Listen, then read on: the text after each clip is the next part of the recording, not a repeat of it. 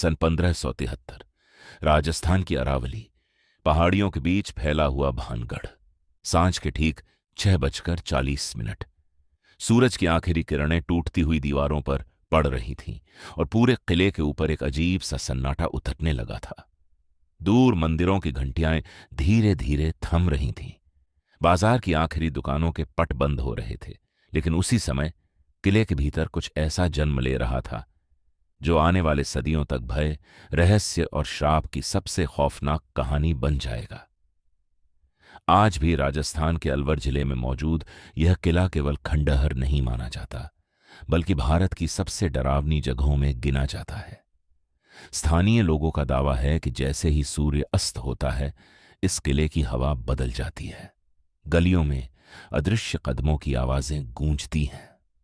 टूटी दीवारों के बीच किसी के फुसफुसाने जैसा एहसास होने लगता है। और सबसे भयावह बात यह है कि भारतीय पुरातत्व सर्वेक्षण ने भी सूर्यास्त के बाद यहां रुकने पर प्रतिबंध लगाया हुआ है। उस समय भानगढ़ केवल एक किला नहीं था, बल्कि वैभव और शक्ति का प्रतीक था। विशाल महल, रंग बिरंगे बाजार, नर्तकों की महफिलें और ऊंची दीवारों के भीतर बसता हुआ शाही जीवन। इसी किले में रहती थीं राजकुमारी रत्नावती, जिनकी सुंदरता की चर्चा पूरे राजपुताना में होती थी। कहा जाता है कि उनकी एक झलक पाने के लिए दूर दूर से लोग आया करते थे। लेकिन उसी राज्य के आसपास के जंगलों में एक ऐसा व्यक्ति भी रहता था जिसकी नजर केवल राजकुमारी की सुंदरता पर नहीं, बल्कि उन्हें हर हाल में अपने अधीन करने पर थी। उसका नाम था सिंघिया, एक तांत्रिक जिसके बारे में कहा जाता था कि वह काले जादू और तंत्र विद्या में माहिर था। गांवों में लोग उसका नाम सुनते ही रास्ता बदल लिया करते थे। उसके बारे में अफवाह थी कि उसने वर्षों तक श्मशानों में रहकर ऐसी विद्या हासिल की थी जिससे वह किसी के मन पर नियंत्रण कर सकता था। एक दिन राजकुमारी की दासी सुगंधित तेल खरीदने बाजार पहुंची। उसी क्षण सिंघिया की नजर उस शीशी पर पड़ी। कहा जाता है कि उसने उस तेल पर काला मंत्र कर दिया ताकि जैसे ही राजकुमारी उसे छुए वह उसके वश में आ जाए। लेकिन कहानी यहीं बदल गई। रत्नावती को किसी अनहोनी का आभास हो गया। उन्होंने उस तेल को एक विशाल पत्थर पर फेंक दिया और तभी वह पत्थर अचानक लुढ़कने लगा। लोगों के अनुसार वह पत्थर सीधे सिंघिया की ओर बढ़ा और उसे कुचल दिया।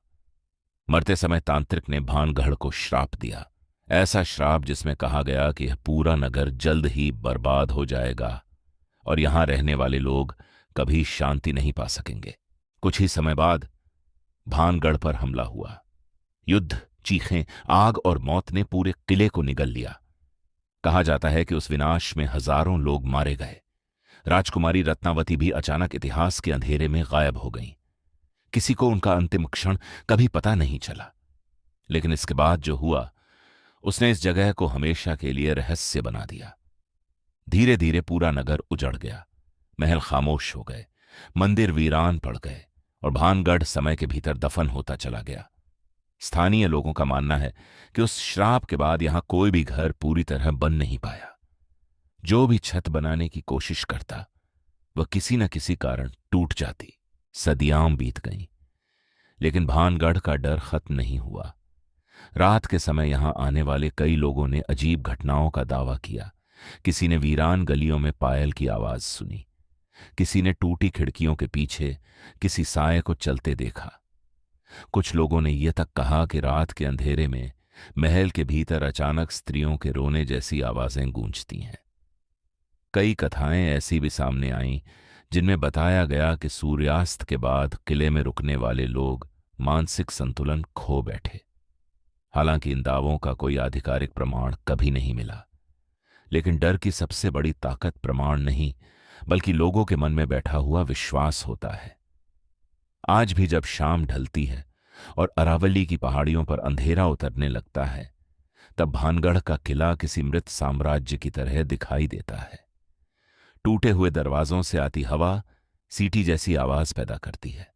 पेड़ों की परछाइयां दीवारों पर ऐसे हिलती हैं मानो कोई अदृश्य आकृति धीरे धीरे आगे बढ़ रही हो।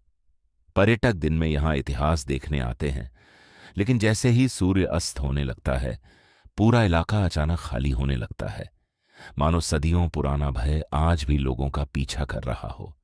शायद भानगढ़ केवल एक श्रापित किला नहीं, बल्कि इंसानी डर, अंधविश्वास और इतिहास के धुंधले सच का वह अंधेरा चेहरा है जिसे समय भी मिटा नहीं पाया।